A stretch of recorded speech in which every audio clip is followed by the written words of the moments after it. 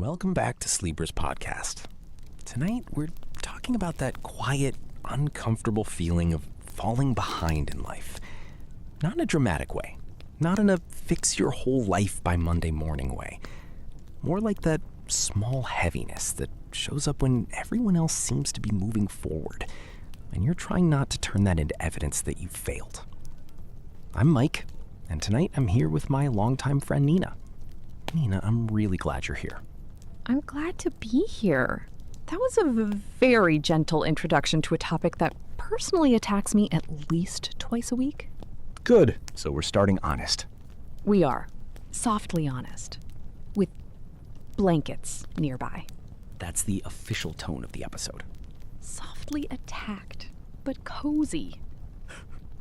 How are you doing tonight? I'm doing okay. I made tea and then forgot about it long enough for it to become room temperature, which feels like a personal brand at this point. That's not behind. That's just tea becoming emotionally available. Exactly. It needed space. I respect that. I've got coffee, which is probably not the right sleep podcast beverage, but it's mostly for emotional support. Coffee at night is such a Mike choice. Calm voice, terrible decisions. That's fair. Painfully fair. But I support you. Thank you. So, falling behind. I think this is one of those feelings that can sneak up even when nothing is technically wrong. Completely. You can be sitting at home, having a normal day, maybe even a decent day. Then you open your phone and someone you haven't spoken to since 2018 has bought a house, gotten engaged, started a company, moved to Lisbon, adopted a dog with better posture than you. The dog always looks peaceful, too. Always. Like the dog has a 5-year plan. And suddenly your normal day feels smaller. Mm-hmm. That's exactly it. Nothing happened to you, but somehow you feel like you just lost a race you didn't know you were running. Right. And the strange thing is, you can be happy for them. For sure. You can mean it. You can look at the announcement and think, that's genuinely lovely. And then immediately after that, a little quieter, there's this second feeling. The tiny sting. The tiny sting. The tiny sting that says, oh, should I have done something by now? That by now phrase is brutal. It really is. By now has ruined more afternoons than actual bad news. Because it sounds so reasonable. It does. It sounds like an adult with a clipboard. By now you should have figured out your career. By now you should have found your person. By now you should own matching plates. Hold on. The matching plates one still feels aggressive. Do you have matching plates? I have plates from several emotional eras. That's beautiful. One from a roommate, 2 from my aunt, one that I think came with a salad I ordered years ago. I don't know. It's a museum of partial adulthood. Honestly, that sounds more human than a full matching set. Thank you. I'm going to tell myself that when I serve guests pasta in a bowl that says summer berries on the side. That actually brings us to one of the small ways this feeling appears. Not always through some huge milestone. Sometimes it's plates. Absolutely. My silliest falling behind moment was because of a spice drawer. A spice drawer? It was bad. I was at a friend's apartment, and she opened this drawer, and all her spices were in little identical glass jars with labels. No way. Wait, it gets worse. The labels were facing the same direction. That's advanced. It was terrifying. Paprika knew who it was. Cumin had confidence. Oregano had a home. And you felt judged by seasonings? Deeply. I went home and opened my cabinet, and there was one jar of cinnamon from, I want to say, the Obama administration. There was garlic powder in a bag. Not a jar, a bag. And something unlabeled that I had been afraid to smell. So, your cabinet was less organized adult and more archaeological site? Exactly. And I stood there thinking, how is she the same age as me and already living like a calm person? That's such a specific version of comparison. It was so silly, but it hit something real. It wasn't actually about spices. It was about the feeling that other people had received instructions. The secret adult manual. Right! Like someone handed everyone a binder at 26 that said, here's how to become a person. Label your cumin. Contribute to retirement. Stop texting people who make you anxious. I definitely missed that meeting. Same. I was probably taking a nap or overthinking a text. Both honorable reasons. Thank you. But that's the thing, a spice drawer should not be able to make you question your entire life direction. And yet, And yet, I think those little moments are almost more embarrassing to admit because they sound ridiculous. You don't want to say, I spiraled because someone had labeled jars. No, you want to have a more dignified reason. exactly. Like a career setback, a breakup, something with lighting. Something that would look good in a quiet film. Not Human. Not human. but it's usually human. I had one a few years ago that was less funny at the time, but kind of ordinary. A guy I used to know from college posted that he had gotten promoted. Big title, nice photo, lots of people commenting. And I hadn't thought about him in years. That's always dangerous. It is. People from the past should come with emotional warning labels. Caution may trigger unnecessary life audit. Exactly. And I remember looking at the post and feeling genuinely glad for him. He was always smart, always hardworking. It made sense. Right. But then I started doing that thing where I measured his life against mine in about 4 seconds. Career, money, city, confidence, everything. Just a full private scoreboard. Oh man, the brain is so fast when it wants to be mean. So fast and not even accurate. It just starts making a spreadsheet with no permission. With fake numbers. Completely fake numbers. And suddenly I was thinking, he knew what he was doing. I didn't. He moved cleanly through life. I wandered. That one stings. It did. Because it made my own path look messier than it had felt 5 minutes earlier. That's the part I hate. Your life can feel acceptable until you compare it. Right. Nothing changed except the frame. Exactly. You were fine. And then someone else's announcement became a flashlight pointed at everything you're unsure about. That's such a good way to put it. And the worst part is you feel guilty for feeling it. Because they didn't do anything wrong. They did something nice. They shared good news. And now you're sitting there like, congratulations, I am emotionally injured. That should be a greeting card. Honestly, I'd buy it. There's something very adult about being happy for someone and sad for yourself at the same time. It's one of the least graceful emotional combinations. Because both are true. Right.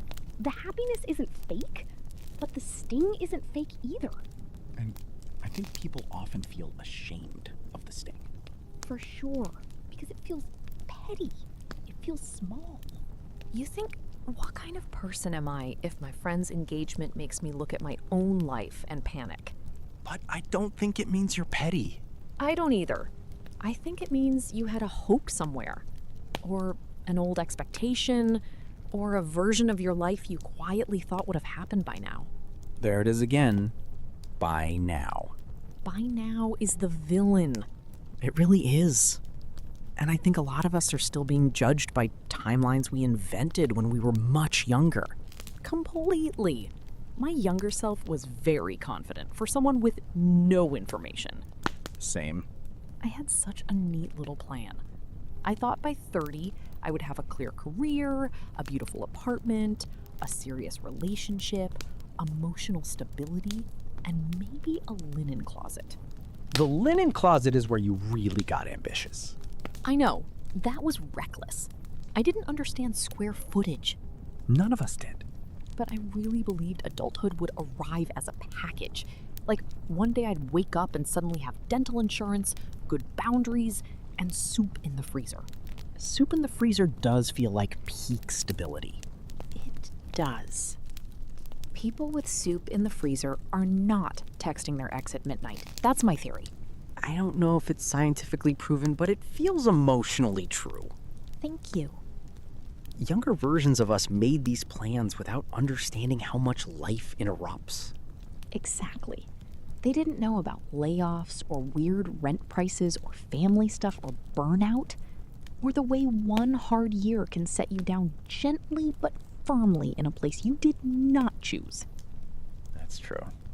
And then we punish ourselves for not meeting a timeline that was built by someone who had never lived our actual life. That's such an important distinction. Younger me was not evil, she was just wildly uninformed. Mine too. He meant well. He had bad estimates. Terrible estimates. He thought everything would take 2 years. Everything. Healing? 2 years. Career? 2 years. Confidence? Maybe 1 summer, if you journal enough. That's painfully accurate. And then real life is like, interesting. We're gonna take the scenic route through uncertainty. With traffic. With traffic. And one weird detour where you learn things you didn't ask to learn. I think that's part of why the feeling of being behind is so heavy. It's not only comparison to other people, it's comparison to an imagined version of yourself. Completely.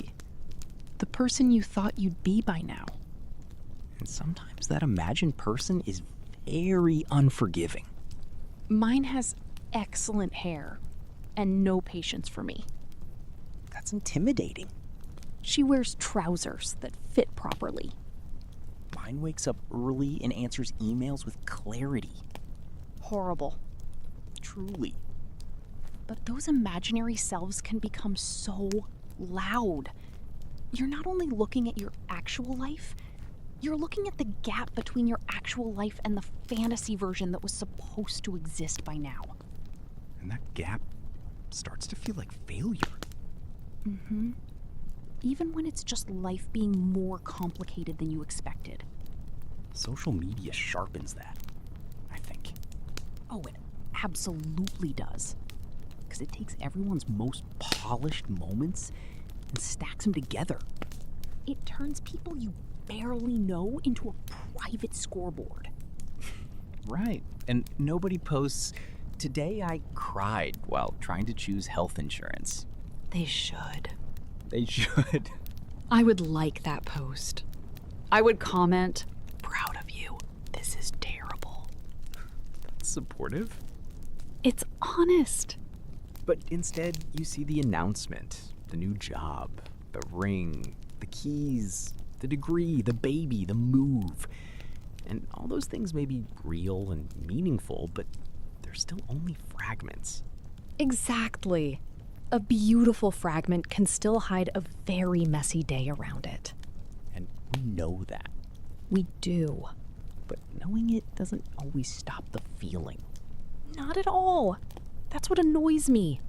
I can be very wise in theory and still be personally victimized by a vacation photo. Same. Someone posts a picture from a balcony in Italy, and suddenly I'm like, I have wasted my life because I ate cereal over the sink today. Cereal over the sink is efficient. It is, but it doesn't photograph well. No, it does not. And social media makes it feel like everyone else has a visible life. A life you can summarize. She moved there. He got that job. They bought that place. Meanwhile, yours might be full of quiet things that don't announce well. That's a big one. The shame of not being able to explain your life clearly. Oh, I know that shame. Like when someone asks, "So, what are you up to these days?" And it feels like a test. A test you did not study for. Exactly. And they probably mean it kindly. They're making conversation. Usually. But in your head, you're suddenly trying to turn your whole life into a clean paragraph. And if it doesn't sound impressive, you feel exposed. That's why reunions are terrifying. Have you avoided one? Absolutely. I once skipped a casual dinner with old friends because I didn't want to summarize my life. Really? Completely. I had no dramatic reason. I just thought, I cannot do the part where everyone goes around and says what they're doing. That round table of adulthood. Exactly. Someone says we just bought a place. Someone says I'm leading a new team. Someone says we're trying for a second baby. And then it gets to me and I'm like, I recently found a better laundry detergent. That matters. It does matter. It changed my towels. But it doesn't sound like a milestone. It's hard when your progress is real, but not easily presentable. That's it. Some progress is very quiet. Learning to sleep again after a bad season. Becoming less reactive. Paying down a little debt. Ending something that was draining you. Starting over without making a dramatic announcement. Those things don't come with a photo shoot. No, nobody posts, "Today I did not send a defensive email," and that is growth. I would like that post too. Same, I'd share it. I had a smaller example recently. I ran into someone I hadn't seen in a long time at a grocery store. Very ordinary, bright lights, bad basket, one onion. One onion is already vulnerable. It really is. You can't look powerful holding one onion. No one has ever looked successful with one onion. And this person was kind, but they asked what I'd been doing. I gave some answer.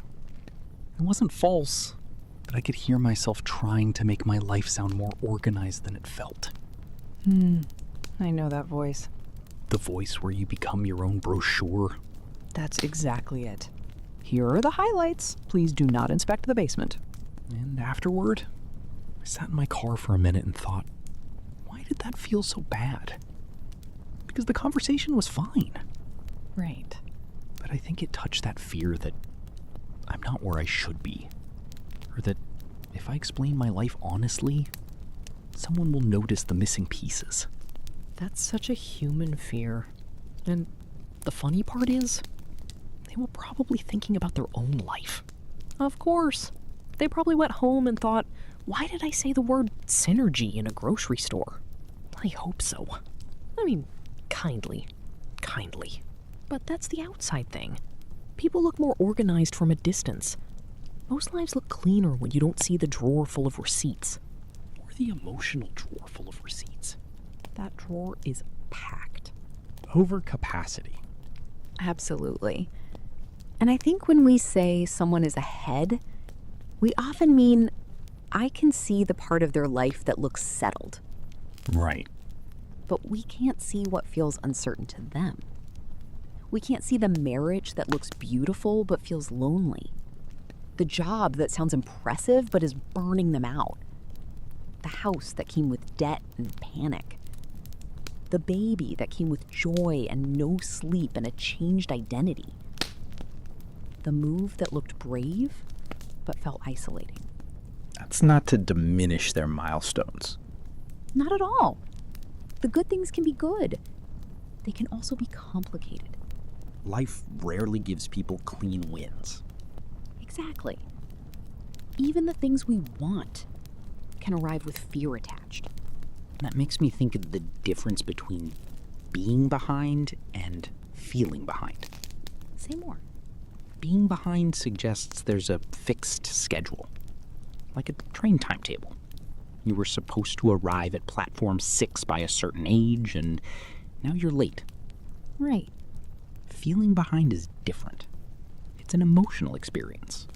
It can be real and painful, but it doesn't necessarily prove there is an actual schedule. Mm-hmm.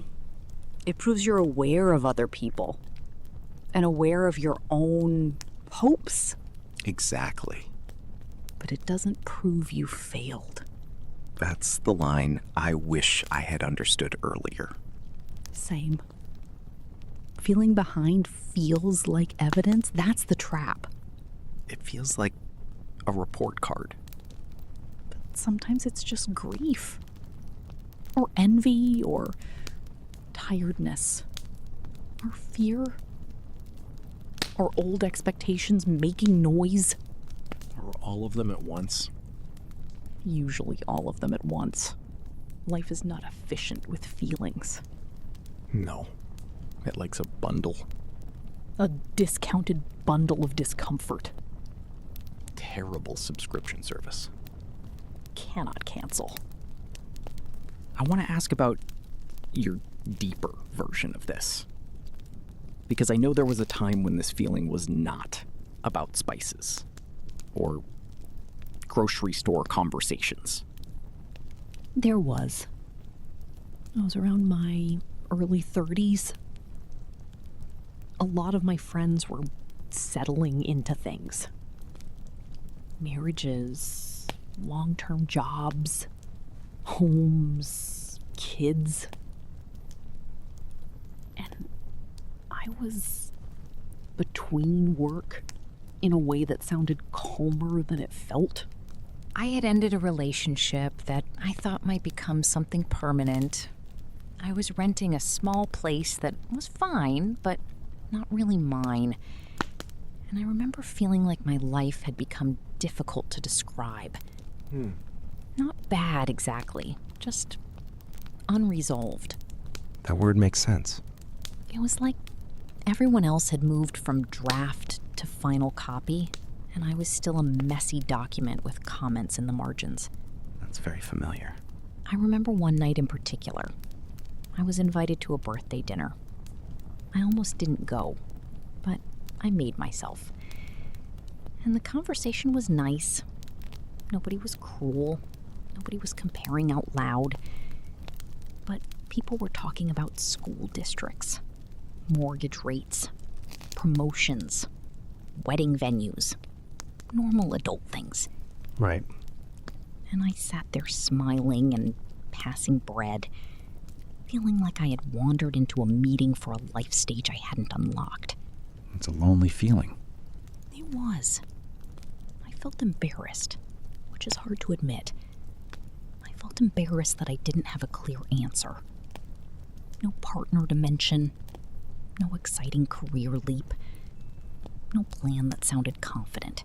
I was just trying to get through the month without becoming a person who cried in public transportation. Which is its own achievement. Honestly, it is. But it doesn't fit neatly between appetizers and dessert. No, it doesn't. And afterward, I went home and sat on the floor because I hadn't bought a proper chair yet. Oh, Nina. It's okay. The floor was supportive in its own firm way. Very firm. Very.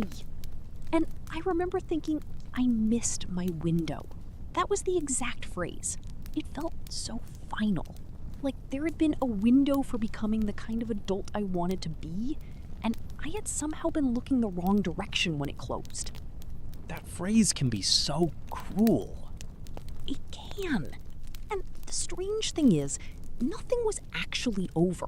I wasn't 87. I wasn't done. But emotionally, it felt like the world had moved on without me. Did anything help at the time? Not immediately.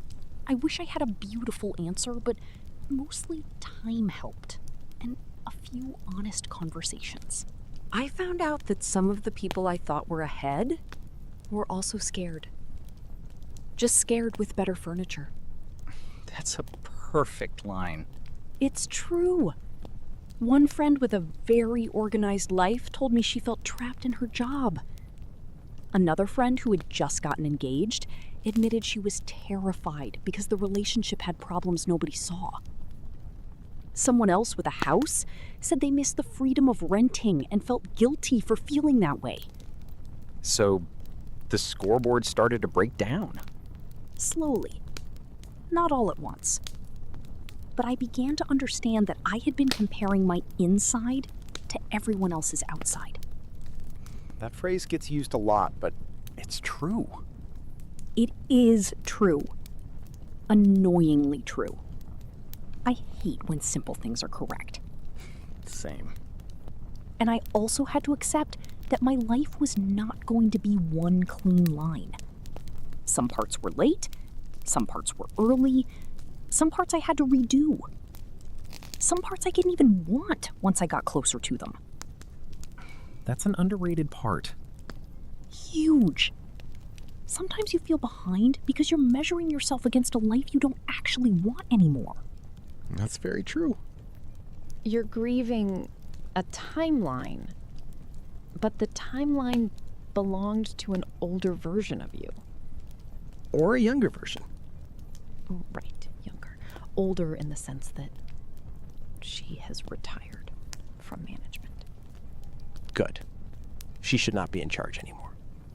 She really shouldn't. She had no budget experience. I think a lot of people have that fear that they missed their window. For relationships especially. Relationships, career changes, becoming financially stable, moving cities, having children, making close friends as an adult. Making close friends as an adult is such a quiet one. It is.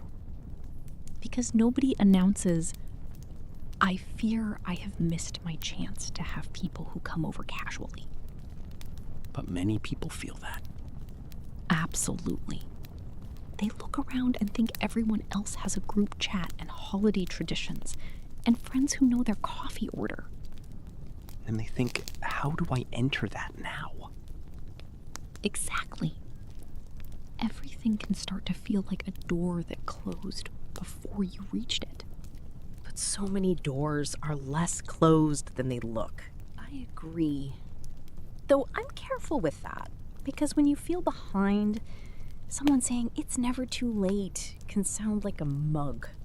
A mug with curly font. Exactly. And you want to throw it gently into a lake. Gently. Very gently. No drama. So maybe it's never too late in a shiny way. Right. Maybe it's more like some things are still possible in forms you haven't imagined yet. That feels better. Softer. Less mug-like. Much less mug-like. Maybe some things are not about catching up. They're about living from where you actually are. That's the part that has helped me most. Because catching up still assumes there's a race. Exactly. And I don't want my whole life to be a frantic attempt to close a gap that maybe isn't even real. I still compare. I'm not above it. I see a woman my age with a beautiful kitchen and a calm child eating vegetables, and I think, interesting. So she solved life. The calm child eating vegetables is suspicious. Very suspicious. But now I can catch myself a little sooner. I can say, I'm seeing 1 square inch of her life. Not the whole thing. Not the whole thing. And I'm seeing my whole messy backstage at the same time. That's not a fair comparison. It never is. Also, sometimes I remember that ordinary progress counts, even when it doesn't sparkle. What does ordinary progress look like to you? Keeping promises to yourself in tiny ways. Making your home a little kinder to live in. Having one hard conversation you used to avoid. Learning what drains you. Resting without turning it into a moral crisis. Cooking something instead of ordering because your body needs care, not because you're trying to become a better person on the internet. That's good. Also buying a chair. Important. very important. Floor era had to end. I love that. Ordinary progress can be almost invisible from the outside, but still change the texture of your life. Exactly. It may not impress anyone at a dinner party, but you feel it when you come home. And comparison can make that invisible. It can erase it completely. You could be doing something brave and slow, but because someone else posted something shiny, your own progress suddenly looks like nothing. That's why I think the feeling of falling behind deserves gentleness, not correction, not a pep talk, just gentleness. I agree. Most people who feel behind are already being hard on themselves. They don't need someone yelling that life is a marathon. Please, no more marathon metaphors. Fair. Some of us did not sign up to run, Some of us are walking with one onion. and that is valid. Very valid. I think the quieter truth is that life doesn't move in one clean line for everyone. Some people build early and unravel later. Some people wander early and find steadiness later. Some people get the visible things and still feel lost. Some people have very little to show and are doing deep, private work that will matter for the rest of their lives. That's beautifully said. Thank you. I tried not to sound like a throw pillow. You succeeded. Good. There may not be one correct timeline. I think there isn't. I think there are consequences, of course. Choices matter. Timing matters. We can't pretend everything is equally easy at every age. Right. But that's different from saying there's one correct timeline and you failed if yours looks different. That distinction matters. It does. Because the one timeline idea makes people ashamed of being human. And life is so much more uneven than that. So uneven. It's not a straight road. It's a weird neighborhood with confusing parking. That may be the most accurate description of adulthood I've heard. Thank you.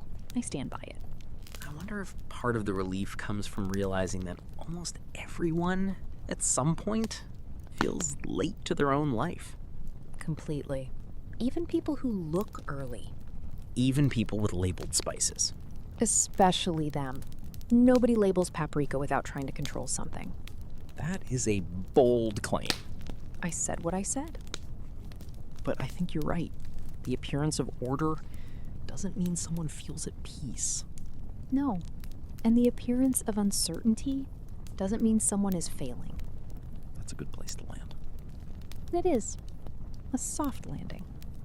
With mismatched plates. And room temperature tea. Naturally. For anyone listening tonight who feels behind, maybe the kindest thing is not to argue with the feeling too aggressively. Maybe just notice it. Let it be there without letting it become the whole truth. I feel behind is different from I am behind. Exactly. And I'm not where I thought I'd be is not the same as I'm nowhere. That's beautiful. That one.